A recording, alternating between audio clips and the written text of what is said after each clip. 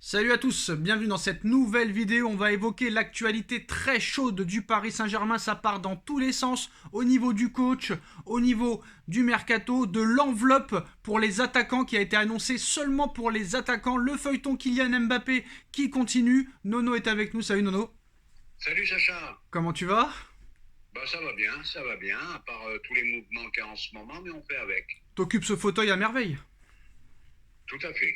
Alors, première information, Nono, RMC Sport nous annonce que Christophe Galtier a été placé en garde à vue dans le cadre de l'enquête sur les accusations de racisme lors de son passage à l'OGC Nice.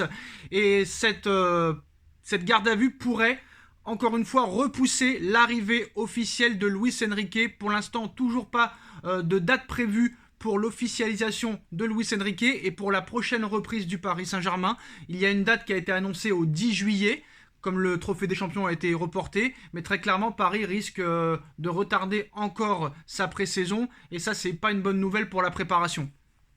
Ah bah je vais te dire, j'ai l'impression qu'il y a un chat noir au-dessus du club parisien. Il faut toujours qu'il se passe quelque chose. C'est incroyable, incroyable. Ça fait 11 ans que ça dure. Il n'y a pas une année où il y a eu une année calme. Même un entraîneur licencié, eh ben, il se retrouve en garde à vue. Et voilà, et qu'est-ce qui arrive? Eh ben, on attend pour Luis Enrique. Alors là ça va poser problème, parce qu'en plus Luis Enrique est déjà à Paris, mais il peut pas commencer l'entraînement, et sachant que tu vas pas reprendre avant le 10 juillet, ça peut poser problème pour un début de saison. Alors entre le feuilleton de l'entraîneur, le feuilleton Mbappé et le mercato qui tarde, Nono, c'est pas la meilleure des choses pour préparer une saison. Ah, bah, c'est pas la meilleure des préparations. C'est pour ça qu'il faudrait résoudre ces problèmes au plus vite. L'entraîneur en place. Mbappé, tu t'en vas ou tu restes.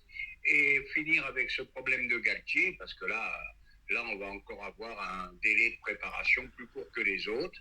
Et après, on va dire, eh ben, ils sont pas en forme, ils sont pas ceci, ils sont pas cela.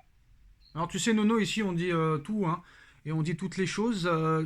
Il y a Nasser qui avait été interrogé il y a quelques jours très rapidement par Olivier Talaron de Canal+, et des supporters parisiens ont fait un vidéomontage où Nasser Al-Khelaifi, depuis 2017, dit exactement la même chose tous les ans, juste avant le mercato. C'est-à-dire, je vais annoncer les choses cette semaine, le nouveau entraîneur, le projet, le machin. Et c'est incroyable parce que mot pour mot, c'est exactement la même chose. Donc, c'est-à-dire que très clairement, les années filent, passent et il n'y a rien qui évolue très clairement. Et il a le grand sourire en plus de ça. Ah ben, comme quoi l'oseille, ça sert à certaines choses. Bon, ben Nasser, ancien joueur de tennis et encore joueur second plan, bon, ben il comprenait rien au ballon, il a toujours pas progressé. Donc le problème, je sais pas si c'est pas lui, si c'est pas Nasser, le problème, c'est pas un président à poigne, c'est pas un président qui prend des décisions. La façon dont il s'est fait marcher dessus par Mbappé, je pense pas comment dirais-je, qu'un Tapie ou qu'un Claude Bèze à l'époque, ils auraient accepté ça, même sans aller aussi Ou loin. Je ou sais. qu'un Jean-Michel Aulas, ou Aurelio De Laurentiis, ou Nolito, ou des grands présidents comme ça. Jamais, ou Florentino Pérez même. Voilà. Voilà. Donc tu te dis, je comprends pas pourquoi il est toujours en place, parce que non seulement mis à part tous les problèmes il y a un gros problème de direction au Alors Nono, PSG. d'ailleurs, il faudra parler encore de Pérez, parce qu'on en a beaucoup parlé, mais les gens ont tendance à oublier. Bah, star ou pas star, tu veux partir du Real, tu t'en vas. Benzema, dernier ballon d'or, il a voulu partir, il l'a laissé partir. Direct. Ah ben voilà, et ben voilà, au risque de se répéter, ben voilà, tu as l'exemple d'un président qui tient son club de main ferme. Et Ramos, il a voulu faire un peu le pressing, il est parti.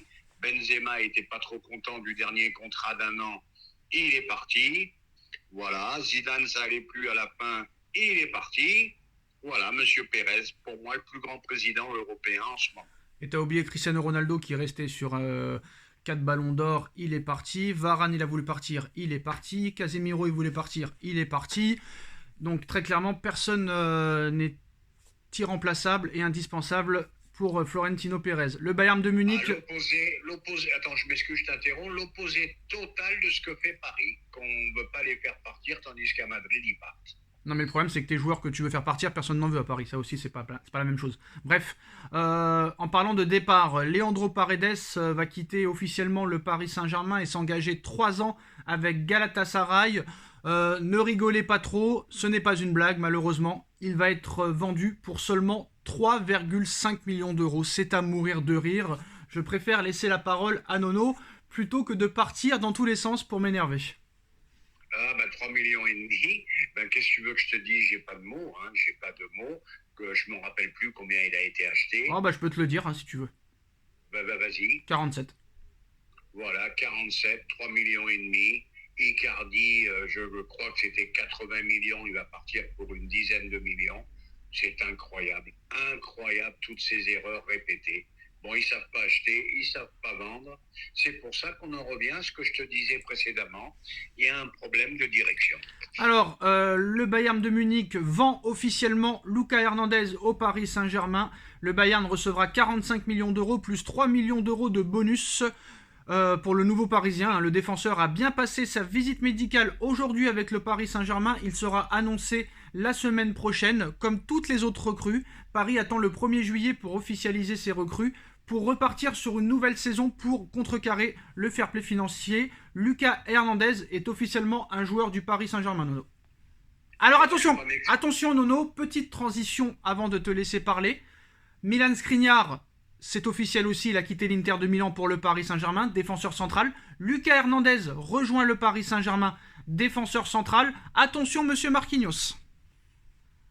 Attention Marquis, tu risques de cirer le banc. Je pensais à ça tout à l'heure. Je vais te dire en 2 mots la défense du PSG. Moi, ça me plaît pas mal, hein, s'ils sont protégés par les blessures. Tu as, comment dirais-je, le petit Mendes d'un côté, Hernandez de l'autre, Skriniar... Non mais Hernandez, il vient pour jouer dans l'axe, hein. Pas à droite. L'avantage, c'est qu'il peut jouer les 2 postes. Donc, c'est très important. Donc, tu vas te retrouver avec une défense très, très solide. Alors, on en vient aux 2 grosses informations de la soirée. Nono, il est annoncé par le Parisien ce soir que le Paris Saint-Germain dispose d'une enveloppe de 200 millions d'euros juste pour renforcer l'attaque. Un attaquant numéro 9 et un ailier droit. Juste 200 millions. Non, il faut me laisser finir, sinon ça va être difficile. 200 millions d'euros juste pour l'attaque, un ailier droit et un numéro 9 de pointe.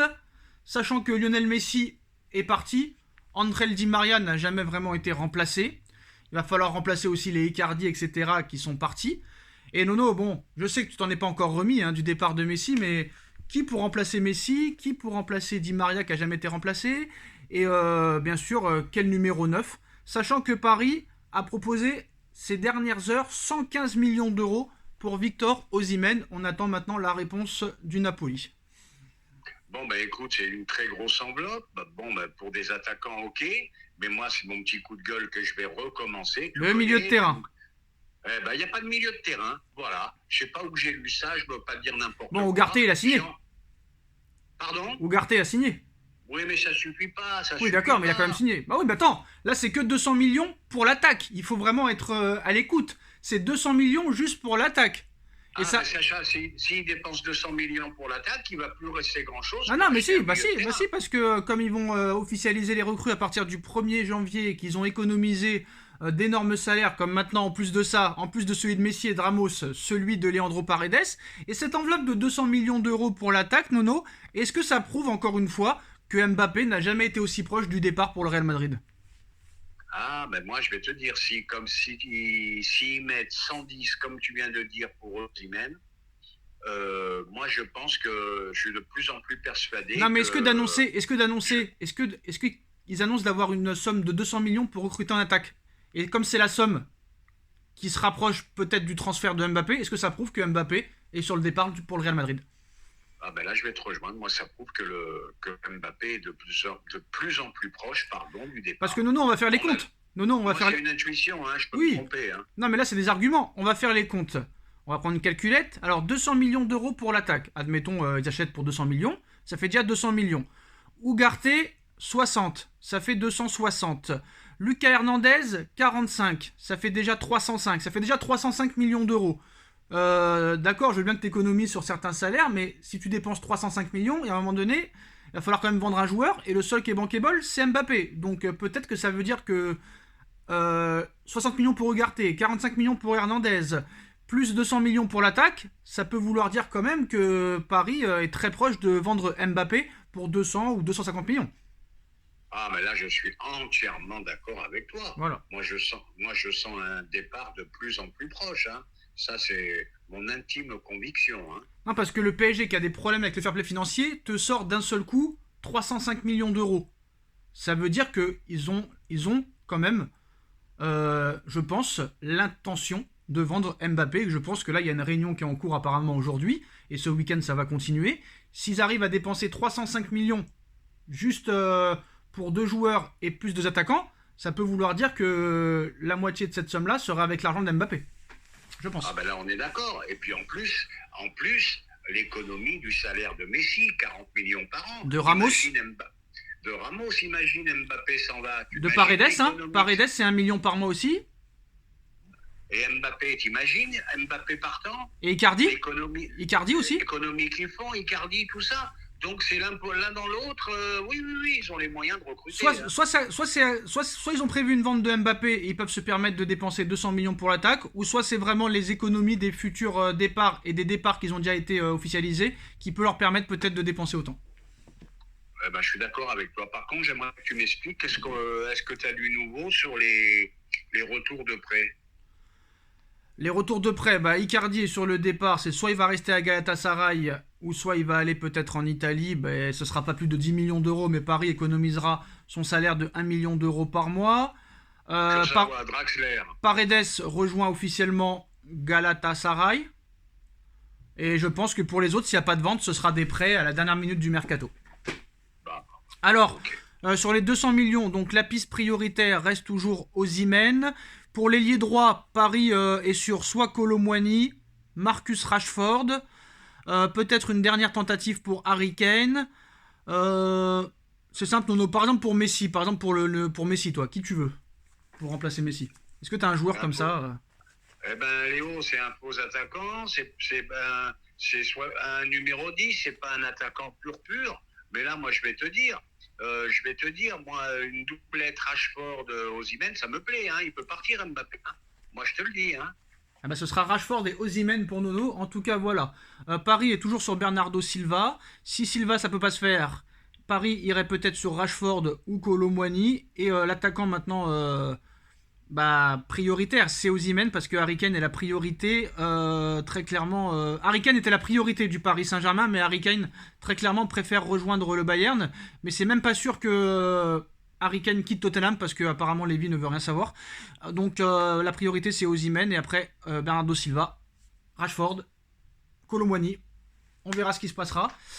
Mais malheureusement, admettons Nono que Harry Kane aille par exemple au Bayern et que Victor Osimhen aille à Liverpool. Est-ce que Paris va être dans l'obligation de garder Mbappé vu que personne ne sera disponible? Si t'as pas un top joueur, je vois pas comment ils peuvent laisser partir Mbappé. Hein. Je pense qu'ils finiront l'année avec lui. Hein.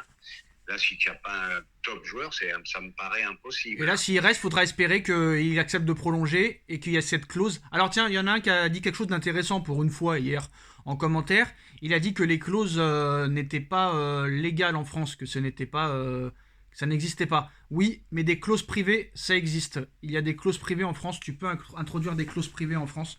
Donc ça serait une clause privée. Apparemment, le dialogue...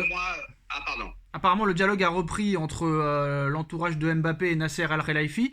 Une décision sera prise très bientôt. Et apparemment, ce dossier ne durera pas jusqu'à la fin du mercato, Nono. C'est vraiment début juillet que tout va s'accélérer. C'est soit il prolonge d'un an ou deux avec une clause comme quoi il a un bon de sortie, soit il est vendu dans la foulée, ou soit Paris décide de le laisser partir l'été prochain. Mais ça va se régler même pas avant la reprise, quoi qu'il arrive. Tu le sauras très vite, Sacha. S'il est à la reprise de l'entraînement, t'es sûr qu'il reste un an. Puis Paris mangera une grosse banane. Et pour finir, je vais pousser mon dernier coup de gueule. Fofana, 28 ans, Arabie Saoudite. Brozovic, le milieu que je voulais, Inter de Milan, Arabie Saoudite. Le gardien Mendy, 30 ans, Arabie Saoudite. Oh là là là là là là, je te dis pas, hein, ils vont tout acheter, hein, ils vont tout acheter, hein. Ah oui, mais moi après, je vais te dire la vérité, hein. Euh, Ils sont tous en train de se liguer contre Fofana. Tous les médias l'insultent. Moi, je suis désolé. Ils insultent Fofana, ils disent que c'est une honte d'un 28 ans de choisir l'Arabie Saoudite, l'argent et tout. Mais il faudra expliquer à ces soi-disant spécialistes de football, Nono, qui c'est qui est intéressé par Fofana, à part l'Arabie Saoudite. Eh ben voilà, à 30 millions, Voilà. fallait y aller. Et Voilà, voilà. encore un petit coup de gueule. Voilà. À 30 millions, fallait y aller. Aucun Ils club, pouvaient le faire. aucun club européen, aucun club Je européen finis, est intéressé je par finis. Seko Fofana. À 30, Voilà. à 30 millions, fallait y aller. Paris pouvait lui donner le Voilà. salaire qu'on lui donne en Arabie Saoudite. Voilà. Eh ben non, eh ben non. Ugarte, Fofana, ça aurait été parfait, hein. Voilà, faudra m'expliquer pourquoi ça s'est pas fait cette histoire. Et ben voilà les postos, faudra me demander à Monsieur Campos, voilà les dernières infos.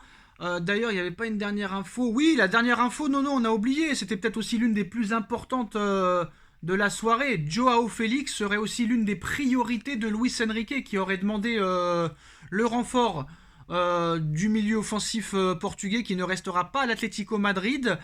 Qui est son agent, Nono? Je te laisse deviner.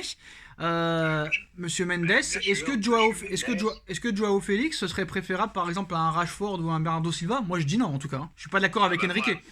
par rapport aux joueurs que tu as cités, je dis non, mais je suis pas surpris. Joueur très technique qui rentre tout à fait dans la philosophie de Luis Enrique. Donc je suis pas surpris par cette rumeur. Et ben voilà les postos, c'est la fin de cette vidéo. Voilà toutes les dernières infos. Dites-nous en commentaire ce que vous en pensez. On like, on partage, on commente, on s'abonne. Et on se retrouve très vite pour une nouvelle vidéo les postos. Tchuss. Tchuss.